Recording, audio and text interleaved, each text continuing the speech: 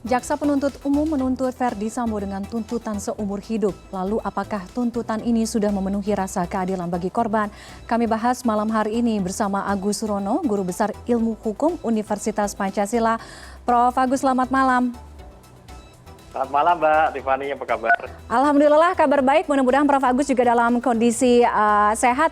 Prof, terkait dengan tuntutan seumur hidup JPU terhadap Ferdy Sambo, bagaimana tanggapan Anda terhadap tuntutan pidana ini? Ya, pertama begini, ini berarti kan jaksa penuntut umum menganggap bahwa dapat dibuktikan berkaitan dengan delik pasal 340-nya, yaitu pembunuhan berencana, di mana maksimal hukuman yang bisa dijatuhkan adalah hukuman pidana mati. Tapi di sana ada atau pidana penjara seumur hidup atau kemudian maksimal 20 tahun. Jadi ada beberapa alternatif. Nah, tentu kalau kita cermati berdasarkan apa yang disampaikan dalam tuntutan JPU ini, maka JPU mengambil jalan yaitu pilihan yang kedua, yaitu pidana penjara seumur hidup. Nah, ini dalam berbagai praktek saya kira memang ini adalah merupakan satu dinamika ya, karena mungkin menganggap jaksa penuntut umum berdasarkan fakta-fakta yang ada di persidangan ya, bahwa pasal 340-nya memang terbukti, tapi tuntutannya adalah mengambil jalan tengah, yaitu pidana penjara seumur hidup. Nah, tentu pasti korban akan menilai, pihak keluarga korban akan menilai bahwa menganggap ini tidak adil. Kenapa? Karena memang tuntutannya diharapkan bagi si korban adalah maksimal.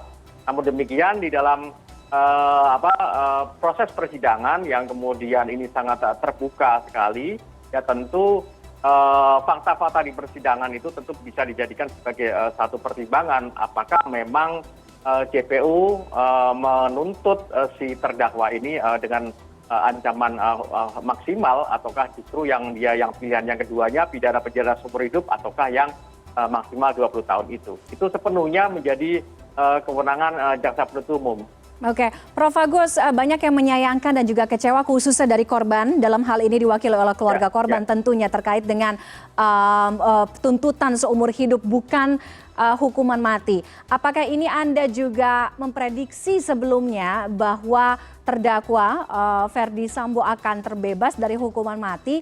Salah satu indikatornya melihat bagaimana pertimbangan kemarin tuntutan terdakwa lainnya, Kuat Maruf, Ricky Rizal, yang lebih rendah dari ancaman tuntutan awal. Ya, memang sudah bisa dalam berbagai kasus kan kita kan mencermati putusan-putusan yang berkaitan dengan delik pasal 340 itu, dan juga berapa kasus-kasus yang kemudian diancam dengan hukuman pidana mati dalam berbagai delik, misalkan delik terorisme, delik narkotika, peredaran narkotika, psikotropika dan seterusnya, dan juga pasal 340 ini ya yang ancaman pidananya maksimal bisa pidana mati. Namun dalam berbagai praktek memang sangat jarang kemudian tuntutan itu kemudian dijatuhkan hukuman pidana mati terkait dengan delik pasal 340. Bukan saya katakan tidak ada. Ada, namun sangat jarang begitu. Nah, apalagi kalau kita cermati tentu jaksa penuntut umum kan memang berdasarkan faktor-faktor yang meskipun kalau tadi disampaikan dalam tuntutannya itu tidak ada satu alasan pun yang kemudian meringankan yang dilakukan oleh yang bersangkutan kan, oleh terdakwa. Tapi saya kira jaksa penuntut umum juga kalau kita cermati berkaitan dengan tuntutan maksimal pidana penjara seumur hidup ini kan juga merupakan kalau saya melihatnya bahwa meskipun saya bukan berarti kemudian saya mau memprediksi tidak, karena ini kan nanti masih ada tahapan berikutnya, yaitu tahapan nota pembelaan dari terdakwa, dan kemudian akhirnya nanti majelis hakim akan menyimpulkan hasil akhirnya seperti apa begitu dari apa yang dituntut oleh jaksa penuntut umum itu. Nah, nantinya bagaimana pertimbangan majelis hakim sendiri, Prof. Agus, dalam menjatuhkan putusan ketika jaksa penuntut umum menuntut putusan atau tuntutan seumur hidup? Memungkinkan adanya disparitas tidak antara tuntutan dan juga nantinya vonis? Ah, saya kira kalau saya tidak bisa berandai-andai, tapi nanti tentu majelis hakim pasti akan melihat terlebih dahulu apa nota pembelaan dari kuasa hukum terdakwa begitu ya berkaitan dengan tuntutan JPU ini.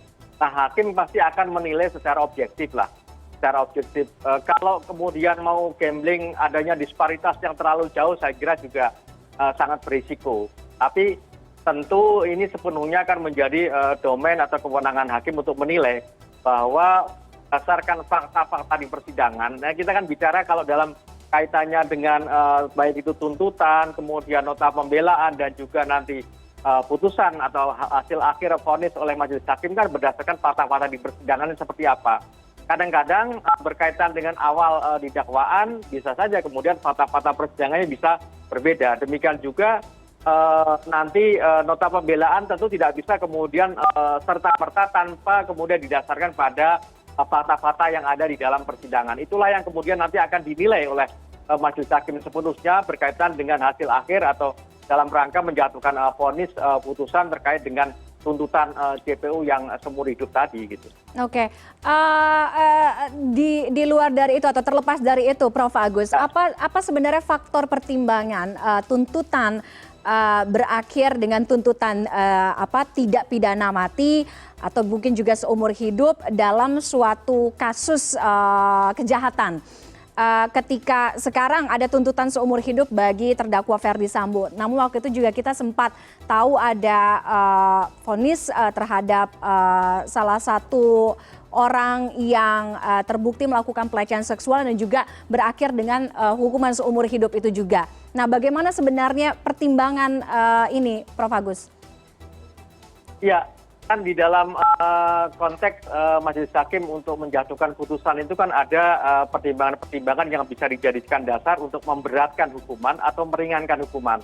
Nah, kalau yang berdasarkan tuntutan dari JPU tadi kan dianggap bahwa tidak ada alasan-alasan yang meringankan hukumannya.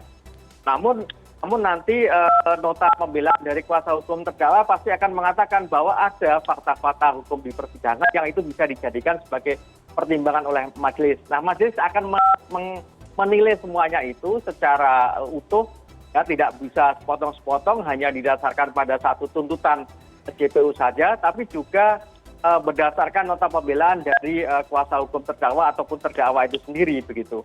Artinya apa? Artinya penilaian hakim itu memang harus di posisi di tengah-tengah karena hakim kan putusannya itu diharapkan mampu menghasilkan suatu keadilan bagi semua pihak kan, tidak hanya bagi si korban tapi juga bagi terdakwa dan juga demikian juga bagi masyarakat yang kemudian cermati proses perjalanan kasus ini begitu.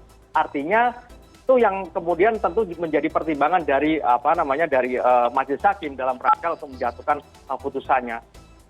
Dari sisi-sisi yang tadi katakanlah misalkan JPU menganggap tidak ada unsur yang meringankan misalkan, atau tidak ada hal-hal yang meringankan. Apakah kemudian nanti ketika disampaikan fakta-fakta persidangan itu majelis hakim pasti akan menilai secara objektif. Ternyata misalkan ada hal-hal yang bisa dijadikan sebagai pertimbangan. Nah, itulah yang nanti ukuran-ukuran itu yang nanti akan dijadikan sebagai alasan atau pertimbangan-pertimbangan bagi hakim untuk menjatuhkan putusannya. Maka kemudian putusannya sesuai dengan tuntutan dari JPU tadi atau kemudian lebih ringan dari tuntutan JPU tadi, ya, atau bahkan sama persis dari tuntutan JPU atau sebaliknya gitu. Nah, ini sepenuhnya jadi domain oleh majelis hakim ya untuk menentukan putusan-putusan yang nanti akan dijatuhkan dalam perkara ini gitu. Nah, kita akan memantau nanti bagaimana perkembangannya karena memang masih berjalan setelah tuntutan ini ada nota pembelaan sampai dengan nanti akan ada putusan atau vonis ya. Apakah tadi seperti Prof. Agus sampaikan apakah akan lebih ringan atau lebih rendah atau sama atau seperti apa? Memang kalaupun ada disparitas apakah disparitasnya akan beda jauh atau seperti apa? Nanti kita akan pantau terus seperti apa ya Prof. Agus ya. Terima kasih Prof. Agus Surono sudah bergabung dengan kami malam hari ini. Selamat malam Prof. Sehat selalu. Selamat malam. Terima kasih Mbak Tiffany.